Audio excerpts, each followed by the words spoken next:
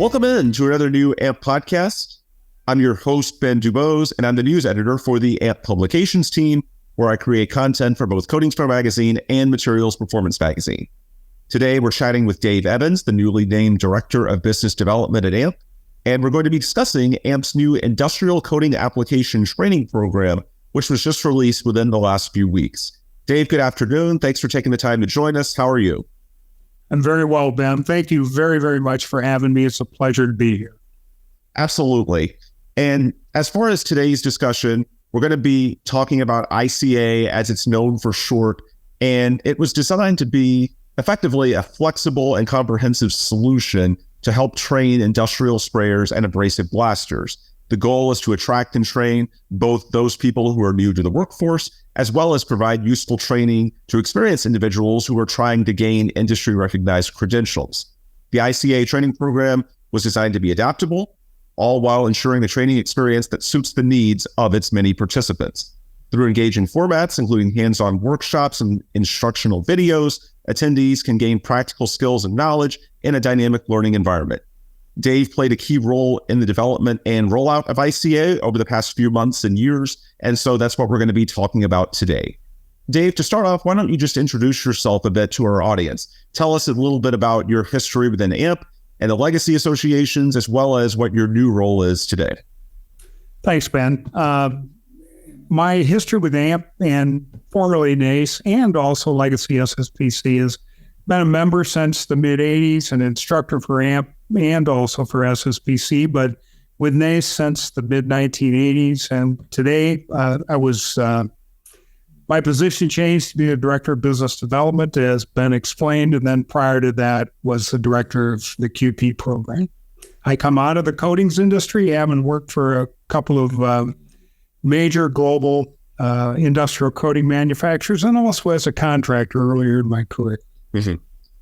Yeah, I want to underscore your history in the coatings market, because to me, what's so useful about you in this role is that you come at it from multiple perspectives. Obviously, you have your history within the associations and what you're doing for AMP today, but you also come at it from the perspective of someone that's worked in the coatings industry. How useful is that to have a level of industry expertise out in the field when you're trying to develop this now in your new role at AMP? It's tremendously important. The experience is really the thing that helps me in the field and helps set us apart a little bit. Insofar as is that when you take a look at what ICA has been developed for, mm-hmm. which is typically the industrial painting contractor, having the experience of understanding the challenges that they face every day and how ICA can help them really makes a difference to have the experience from not only from the coatings company's technical perspective, but also from the contracting end, being able to realize the challenges and also the opportunities that are there for AMP and also for a program like ICA. So in terms of ICA at its root element, what are the really important things here about the program relative to what's been available in the past? Well, I'll tell you, Ben, that's a great question. ICA, I think, is a home run for the industry, insofar as that it creates a whole new level of flexibility for the contractor. The program's customizable, and it's tremendously schedule friendly. I mean, the contractor can teach the course themselves with their own personnel in their shop, or, out on a job site if they want to. It's modularized, so they can use one little part of it per week, or they can link them together and make it a full week class or whatever their schedule will allow. So I think it sets a brand new template for craft worker education for AMP globally. Historically, what were some of the limitations of the more traditional education programs, be it either within AMP or the legacy organizations? Obviously, with this, you're trying to update it for the 2020s and beyond. What were the focal points that you were trying to address when trying to make this relevant, not just to, past audiences and what trends were 10, 20, 30 years ago, but making sure that it's relevant to what people need now in 2023 and as we head into 2024? Perfect. Exactly. Well, the difficulties with the legacy classes, whether they're from a legacy organization or legacy NACE in the days, or legacy SSPC, or as some of AMP's classes today, is the fact that you've got them in a fixed location.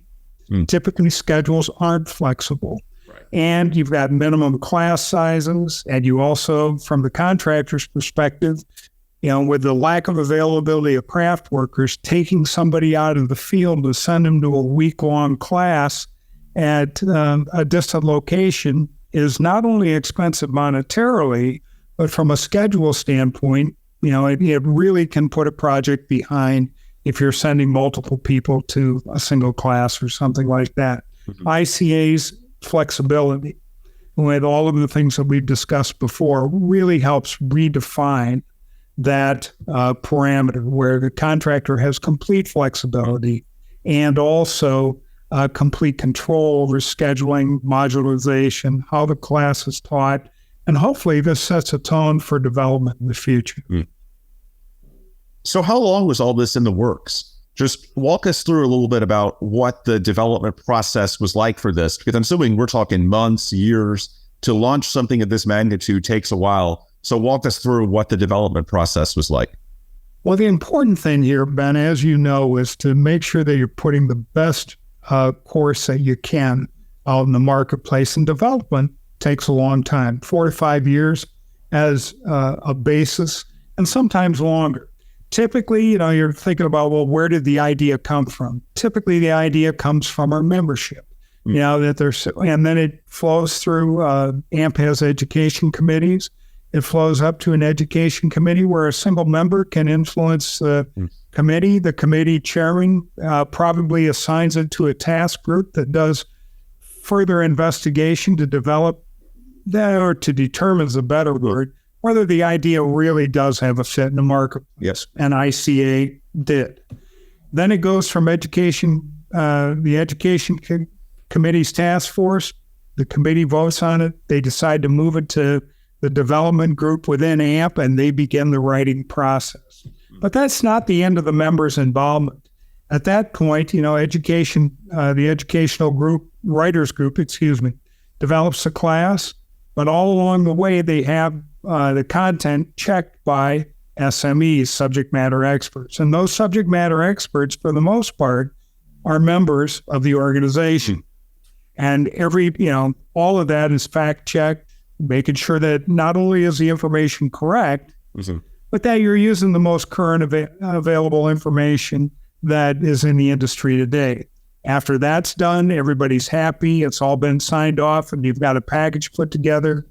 Then there's a pilot program where we actually go and teach the classes in front of groups of students, and we look for their feedback as to what did they think of the class? Was the information relevant? Was it helpful? All of those, there's a whole bunch of different parameters that, again, there's a set of checks and balances. When it gets through the pilot stage, the class is launched as ICA has been. So it takes quite a while. Yeah, I think, well, just from the standpoint of AMP leadership, this actually encompasses both Bob Chalker, former CEO, and now Alan Thomas, current CEO. We're talking multiple years here. So in terms of the leadership perspective, just within AMP, we're talking basically 2 administrations, right? You're exactly right. This one has bridged 2 administrations. And, hopefully, as we discussed a little bit earlier, this sets a real good framework, or use the word template, for basic craft worker education classes in the future. And, and it's accomplishing exactly what, its initial intention was. And what Alan Thomas has outlined as an objective of AMP is to make sure that we're working very, very closely with our members, that we're easier to deal with, and that we have the ability to actually, act globally and deliver products on a local basis. ICA does all of that. Yeah, and while we can point out, and rightfully so, that this bridges 2 administrations, and I think that's can only be a good thing because you're incorporating more perspectives, more feedback. At the end of the day, what matters most is those members, as you've referenced a few times. You touched on earlier their role in the process. Just generally speaking, how does this reflect what they want and need from a membership perspective? So far, Ben, the feedback's been very, very positive. With any program, when you have a new course launch, you're going to have some tweaks and little bumps and things that need to be corrected and those kinds of things, which happens with every course. But overall, the feedback has been tremendously positive. But what's really unique with ICA is where some of the feedbacks come from. Traditionally, for a course that's targeted at craft workers and contractors for their educational needs, you'd expect feedback from them. But we're also getting feedback from trade schools and from junior colleges that also recognize that there's a need for craft worker training globally. And they're saying to ICA, can we use this as part of our curriculum, or do we have to go out and develop our own? And of course, the answer is they can incorporate this into our curriculum, and we work very, very closely with them to help make sure we can. So there's some really cool places that feedback's coming from that aren't traditional AMP avenues that we're getting a lot of positive feedback from. Yeah. And the members participate in every step of the way as SMEs. So this really reflects what they wanted throughout this process, right? Exactly. But that feedback doesn't stop. The SMEs are your customers. And, as this is launched to a group of contractors, we still solicit feedback from the contractors, from the craft workers themselves, and say, okay, what do you like? What don't you like? What do we need to improve? Those kinds of things on a continuous basis.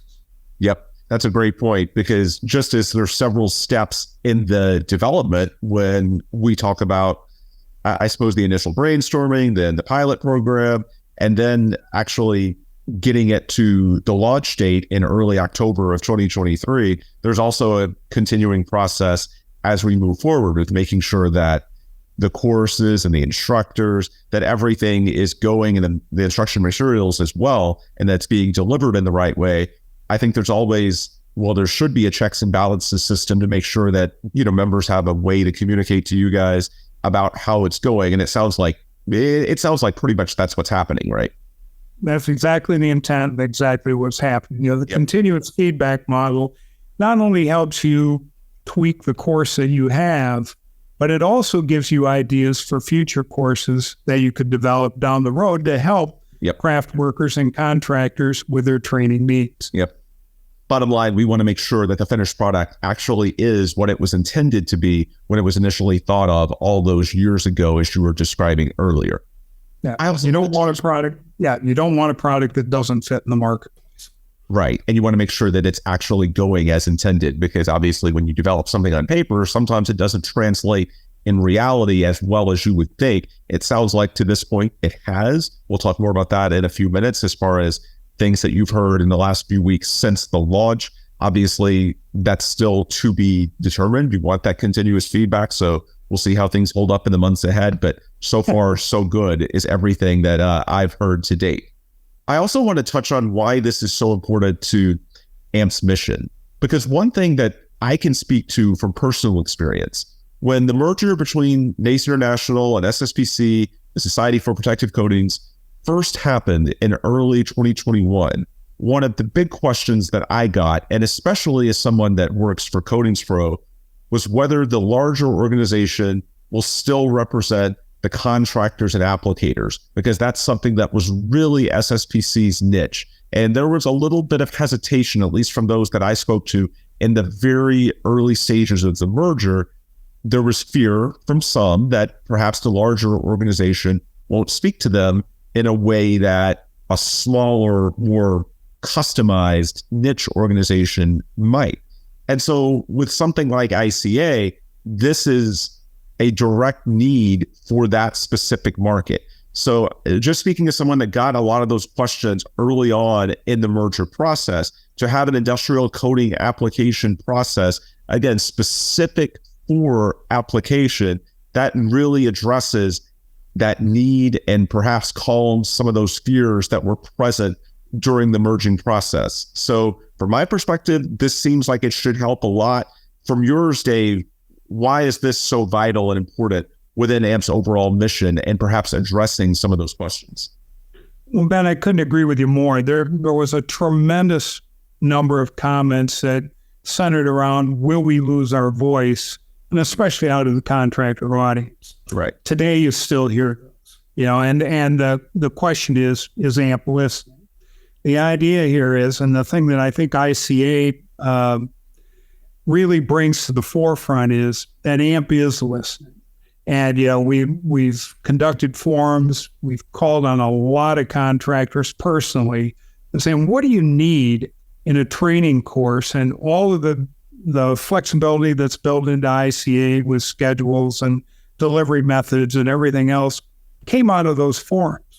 From listening to what contractors want, and it wasn't another fixed class in a faraway place that wasn't flexible. It was exactly the opposite of that. So hopefully, and this certainly won't be the end of this, is that that they see that we are listening and we do care about what they say, and that they truly have a huge voice in the direction of where education goes, how we develop classes, but in the overall path of how AMP proceeds in the future. Mm-hmm. So I peel back the curtain. Within AMP, one of the things we've heard a lot in the first few months of the new Alan Thomas administration is this idea of global reach, but local delivery. We actually had a staff summit in late September, and that was one of the common talking points that was reiterated time after time as far as what AMP is trying to do in its offerings moving forward. You mentioned a little bit earlier about the nuts and bolts of the program and ways in which it's different from being or from offerings in the past. Just walk our audience through what the logistics process of this is actually like. How much is virtual? How much is in person in certain markets?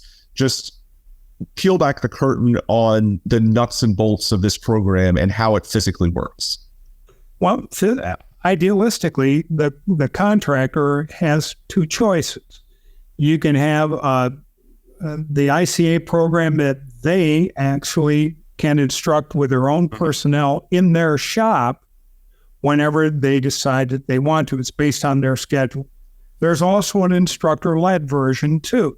Mm-hmm. So, but the idea is that through talking to our members and our contractors, is that there was this tremendous need for something that could be taught at the grassroots level anywhere globally at any time. So it wasn't so much that you'd have a virtual class that they'd have people up at 3:00 in the morning sitting and listening to Zoom or Teams or something, you an instructor in some other part of the world. It was more that, okay, our schedule is they work from 6 a.m. to 3 p.m., and we want to conduct the class from 4:00 till 10:00, 3 times a week.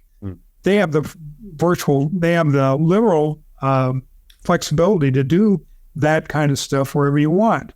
You can take one module of it and, have a meeting on the back of a pickup truck on a Monday morning before you hit the job site to review the basic principles of abrasive blast cleaning if you want.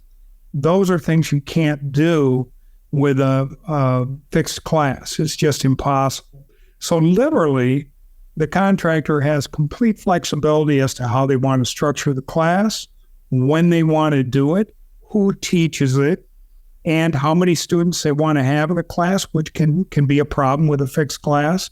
And, it really gives them a lot of options to say, we're here to support you. From an AMP perspective, what do you need us to do? But you're really driving the bus here. It's not us. So works very, very well. In terms of markets, this is basically anything within industrial coatings, correct? I'm assuming that this can fit a lot of different end markets out in the field. When you take a look at painting steel, that's where this focuses. It really does. But, it can be in a contractor's fixed shop if they're a steel fabricator that's doing bridge work. It can be in a shipyard. It can be in a pipe shop. It can be anywhere. As I said, literally, it can be out on a job site if you've got the capabilities to teach it out there. So really it crosses multiple markets. And it applies just about anywhere, depending on if it's and in any part of the world, it works. It really does. So we're recording this in November, and that means ICA has been out for a few weeks since it was released in early October. What's the feedback that you've gotten ever since the actual launch? You mentioned earlier the continuous feedback model, and that's important to AMP moving forward. Just let us know what you've heard now that the program is actually in progress and some people are actually starting to take these classes in this curriculum. Well, you hear feedback from the people that are teaching the class, contractors themselves, about answer some common FAQs, frequently asked questions. And I know our website also has answers to those, but you do get some questions. And then you get questions from the students also. But, the questions from the people that are putting on the classes, can we teach it ourselves? Do we have to have any kind of instructor training from you? Is there an instructor-led version in case we don't want to do it ourselves? Do we schedule everything ourselves, or is there something that we have to do to conform to whatever AMP wants?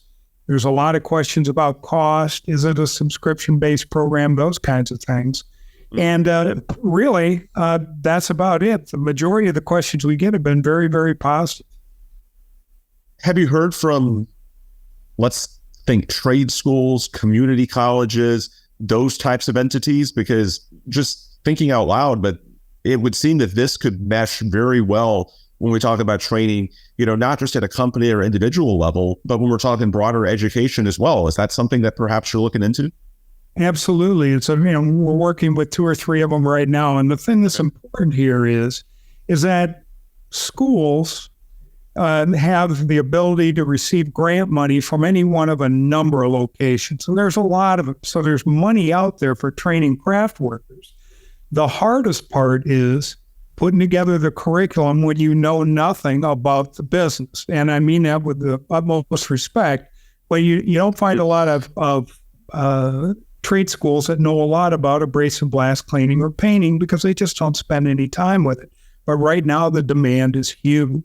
Mm-hmm. So the questions that come out of trade schools and colleges center around, number one, can we use this as part of our curriculum? Because that saves them a ton of time. The second thing is will you provide instructors, or will you train our instructors? And we'll work with them on any level of basis to make sure that gets done.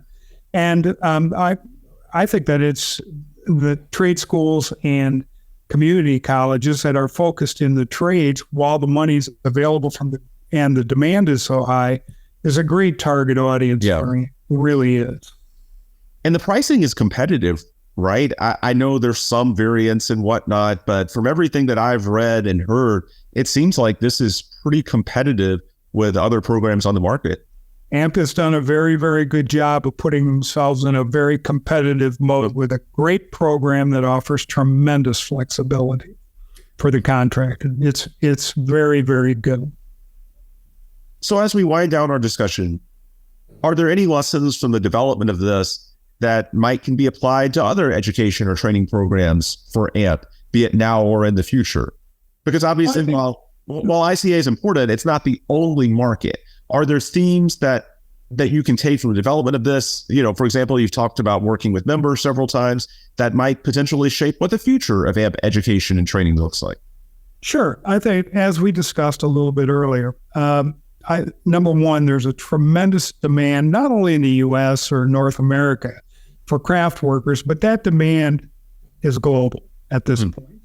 ICA is a very, very good program and does a great job of fitting in globally, especially when you're teaching it with local instructors, with local contractors. That works well. But there's other areas that we kind of touched on that this could be the template for development of other types of craft worker training, meaning things like, anything that does with applying, deals with applying coatings to substrates like concrete, completely different than steel. Everything from surface preparation to coating application is very, very different. Well, you use the same modularized subscription-based program setting that the contractor can teach, and it works very well. Powder coatings, floor coatings, specialized applications where you're actually training the craft worker. This works very well. Yeah. And even if it doesn't require certification, there's different models. Maybe it's a micro credential or something like that, where you can have in-shop training. Gotcha. You're exactly right. Some owners require a certificate of completion. Others require a micro credential. All of those are very, very easily accomplished with this type of setup. All right. One more question before we wrap up. You do have a new role now with AMP, officially titled Director of Business Development, correct? Yes, sir. So what does that mean as far as your personal job, its scope, and what you might be doing moving forward? Are there projects that you expect to touch on and potentially lend your expertise to moving forward? Well, our objective here is to be of more value to our customer base, our membership. And part of business development is developing opportunities for them.